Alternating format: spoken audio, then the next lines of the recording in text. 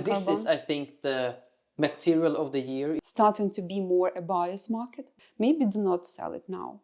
But if you want to buy a watch and could not buy because of this increased prices, you can start to look at this watch.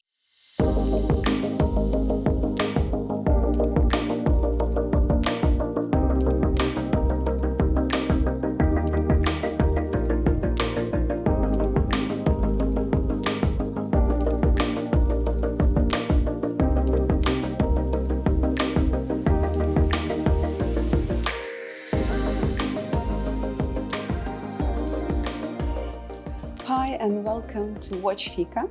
Today we will talk about the year that passed in the watch industry, and we will summarize the happenings in the industry and the new launches and novelties of the watches. Yeah.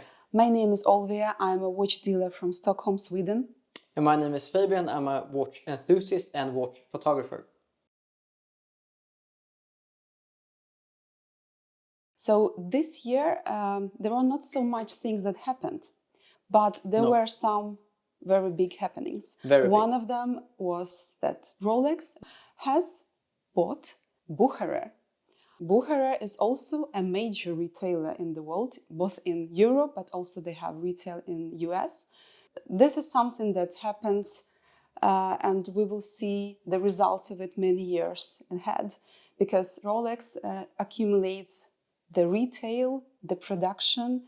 It will be even stronger on the market in all aspects, in both the service for the watches, for the clients, but also the brand. And we will see results of this. But this was very interesting news. It was all over the media. It was very big. And it was a few months ago now. So I have a question for you regarding. I know that Rolex have their own boutiques here and there. I don't know how many boutiques they have worldwide. And what I understand, they have sold and sell Rolex watches at Bucherer stores, yes? Yes. My question is, which are the other stores worldwide, not Rolex, not Bucherer, where Rolex sell their watches? And my follow-up question is, will they stop selling their watches at those and mostly go to the Bucherer stores, which they own, and their own Rolex boutiques? It's very difficult to know what do will be their strategy. I think that they will strengthen Bucherer, and Bucherer shops will open in other countries where they do not exist today. And of course, they will retail Rolex and have maybe like shop-in-shop for Rolex, because today the Rolex shops, boutiques, they are run together with partners. And to tell about partners, of course, Bucherer was the Rolex first retailer and very, very strong partner over the years.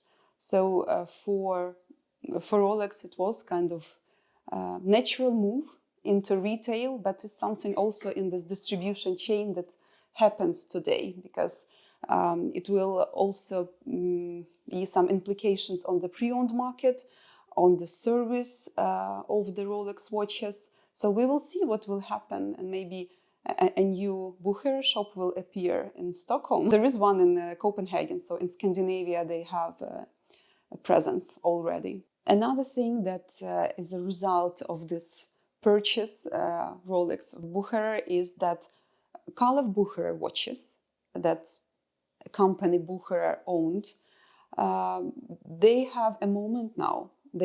I personally believe that they will have possibility to grow on the market, and they will find their niche and their customers in a completely different way, because they are fantastic watches, very high quality, nice design, but they were not that well known. They were kind of niche watches, and they were sold mostly in Bucherer shops, of course. Retailers and all in over your the store. world. Yes, retailers all over the world as well, but it's not the brand that really is well known. This is the brand that you maybe find out yourself and make your research. And I think that today it will be of different possibilities for the brand. It will be really interesting to see next year and of course many years ahead. Just shortly, what do you think about the, I think this was a news for this year also, the Yes. pre-certified watches, Rolex. Yes. Do you have an opinion of that? It will also strengthen the brand. Yeah. Do you think so? Yes, Okay. for sure. But in terms of buying Rolex, the pre-owned watches will be more expensive as they are serviced. So this is something that take in consideration when you buy. But it also comes with the watches are served. Yeah. So yeah, plus and minus. But of course, this is something that I think not only Rolex but many brands will start to try to do anyway. So we can quickly go to the next topic, which is another purchase of a Yes. company. Breitling bought Universal Genève. Yes. Also very surprising. But this is also an example on how the brands want to work with the brands themselves. But to talk about Universal Genève, this is the brand that has a history, a very interesting brand that just disappeared and was not on the market in a full meaning. And Breitling will, I think, bring it to life, of course. And we will see which path will Universal Genève take. Hopefully, it's historical path, but we will see. And what does that mean for you? Is that in-house movements and Yes. what kind of Yes, same kind of designs? design also that's very different from Breitling, so it's different niche, different customers who will buy Universal Genève. There are some very interesting models, historical models that I think will reappear in the new collections. But we will see what will happen. There are several that I personally like. But this is something also like rebirth of the brands. That is also a major trend in the industry. And rebirth of the micro brands, which is, I think, one of the next big things that happens not only this year but few years before that, like Nevada Grenshan, focus on the brands like Habring, Squale, Hanhart, some micro brands that are not that well known, that maybe had some history, but now they have a moment and they accumulate on it. But what we have seen this year, increased interest to the micro brands, and micro brands are taking on this trend. Yes. And some of them are really good at it. Some of them just start to wake up.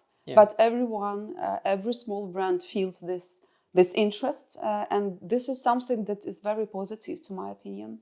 That we do not only have these major brands that have been here for many years that are very expensive today, but there are some very interesting brands that some are new, some are old, but in different price categories, and this is something interesting and positive for the consumers.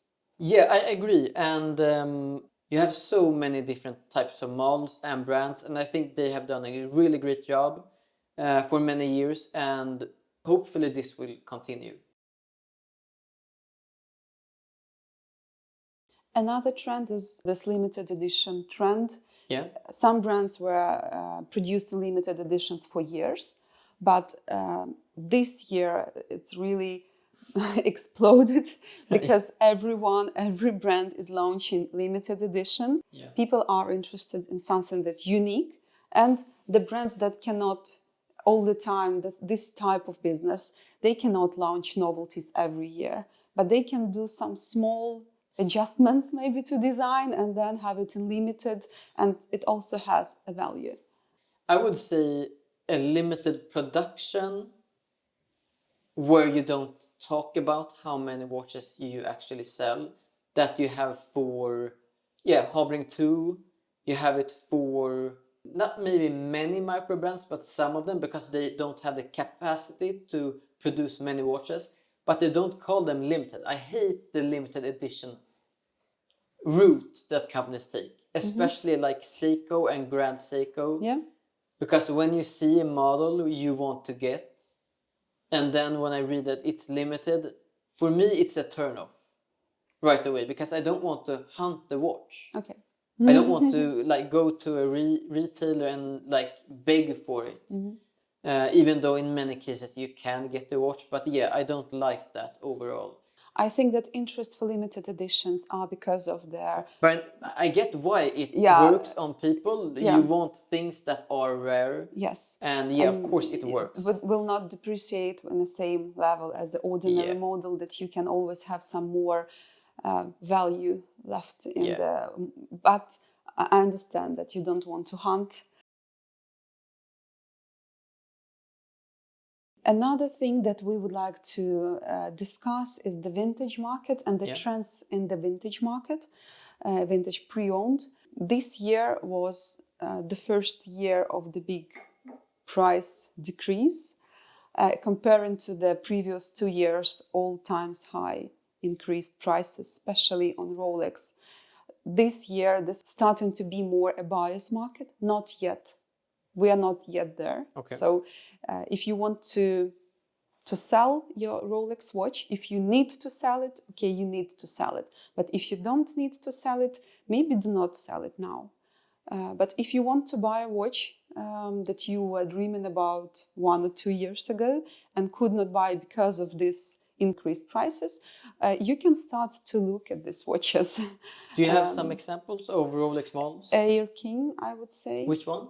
Air King. The 40 millimeter. Yes. Yeah. This is the model that will that it's not the same price increase. It's more stabilized Right on the now. market. It's yes. not hyped up as much No, it has been no, before. but there are some models as Rolex models that still are very hyped, and that they will not lose their value.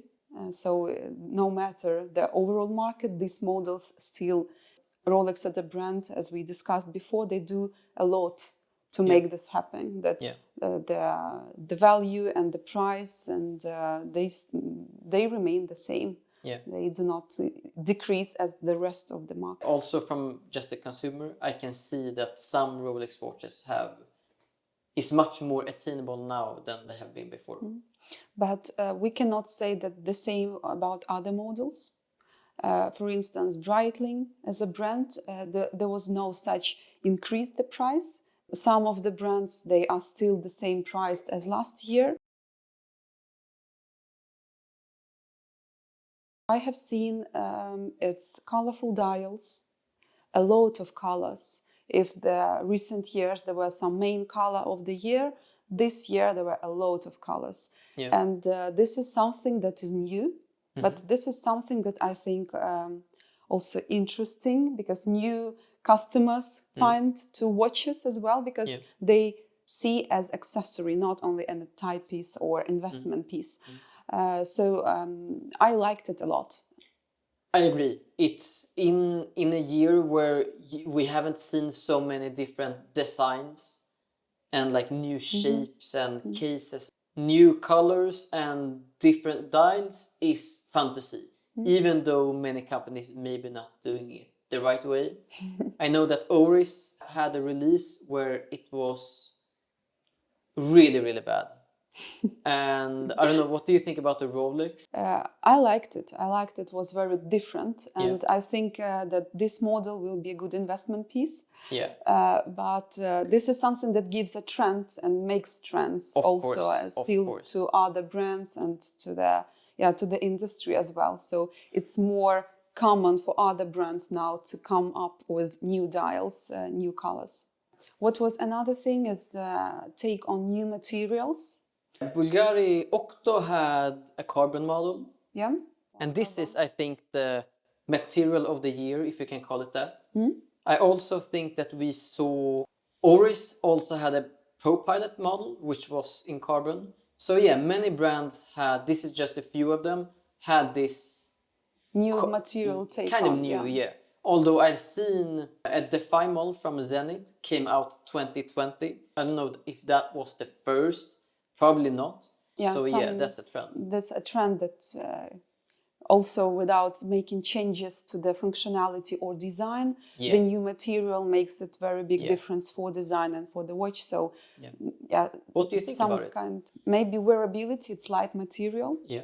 So this is a plus, but otherwise it's very specific design. It looks like a flowing shape. Like it's a cool look. It's a cool look, but it's very sporty, very particular design. So this is, if you like this type of watches, of course it's something to look at, but it's not an ordinary piece. There were not so much new models releases, but there were some interesting continues of the trend with Swatch. Last year they launched Omega Speedmaster. It was huge news. This year with Blancpain, 50 Fathoms. Not the same effect as with Omega, of course, because it was not the first. But still, it was hyped, yes. Yeah. And they had, I think, new movements. For Blancpain. Where they have the quartz for the old, now it's the automatic movement. So new movement, open case back, and maybe not as hyped, but still, what do you think of the watch? Not my favorite, maybe. I agree. But I think it's interesting because it wakes some news about the brand. It's smart, of course. Because the brand is not that well known, but Swatch makes it more. More, I don't know. So the strategy is maybe twofold: to sell more Swatch watches, but also to lighten up Blancpain. So many more introduce mainstream. Maybe to I think something they must do there is to create like a 40 millimeter not non-limited 50 Fathoms watch that can compare with the Rolex Submariner, because now they don't have it. And without such a model, it's really hard to try to make Blancpain more mainstream. Next up, the Rolex 198, I think the name is, which is the new model, but the name of it was Cellini, and it's somewhat the same design, so they have just changed the name of it, I think. And the big news here, I would not say is the new model or the name of it, but the movement and especially the open case back of this model and also other models, such as some Daytona models. See-through caseback is something new for Rolex had watches for 70 years ago with see-through, but not in the modern time. So this is something that completely changes the view on Rolex, that always has a closed caseback. This is something that makes a mainstream, because a lot of brands have caseback with glass when you can see the movement, but Rolex for some reasons did not do it, and now they also do it. What are the, I don't know why they haven't done it before. It's really interesting. I'm not sure. It's probably some reason regarding the production. It's maybe harder to do production wise, and what we know of Rolex is that they have a lot of robotized production. Exactly. So efficient. So that's very efficiently made. So maybe that's the reason, but I would argue that even though they're older movements, they're not ugly, of course not, but it's not super decorative. No. And now with this, they have actually made their movements more beautiful. So I think that's one worth reason. To see, you mean? Worth to see. Yeah, and also I would say that the closed Rolex traditional caseback, which you've seen looks the same on many different Rolex models, I would argue that that's beautiful. It's like when I see a traditional closed Rolex caseback, I feel something. It's really strange. I like it. It's like the brushed. Yes. I think it's super nice. It's signature look, and you know what you see it. What you look at.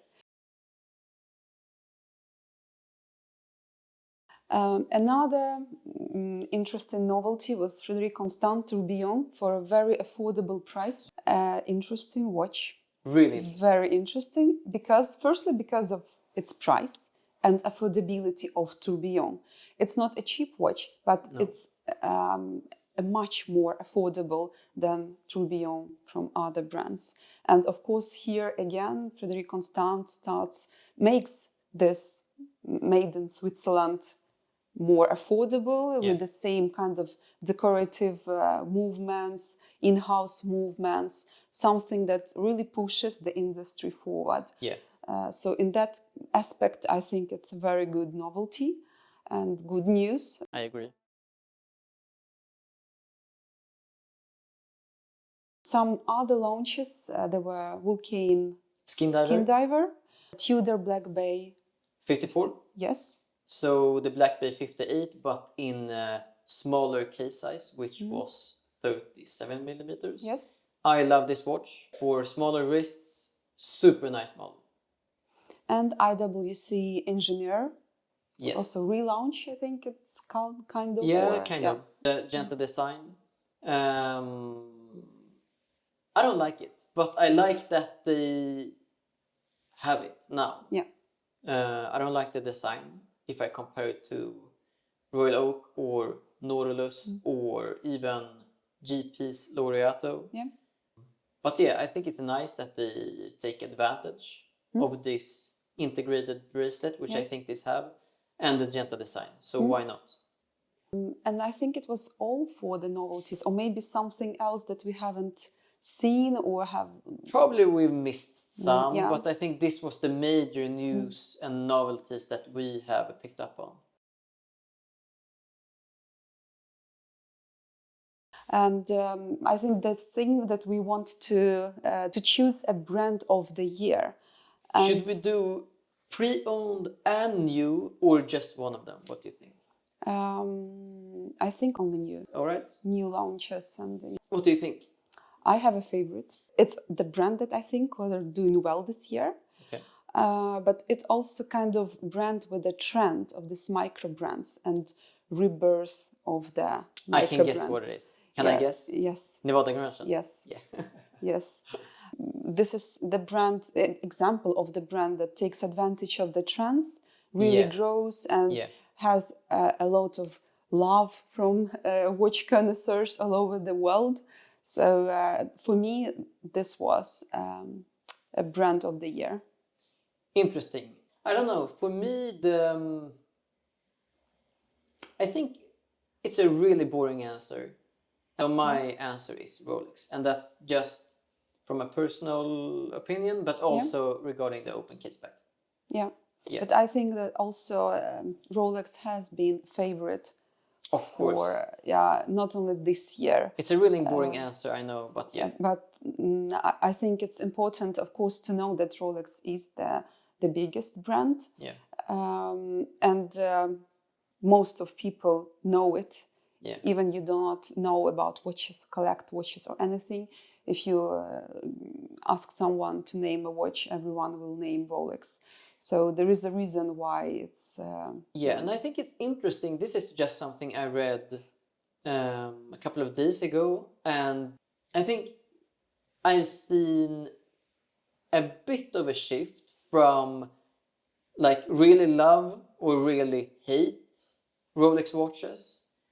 When I read articles and hear people on YouTube, for example, like industry people speak, to more, in some ways, see Rolex as the standard in the watch market. And maybe that's because of the Bucherer purchase, or maybe this is just something that have been before also.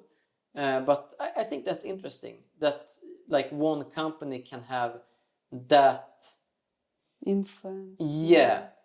In the market. But yeah, that was all for this episode, I think.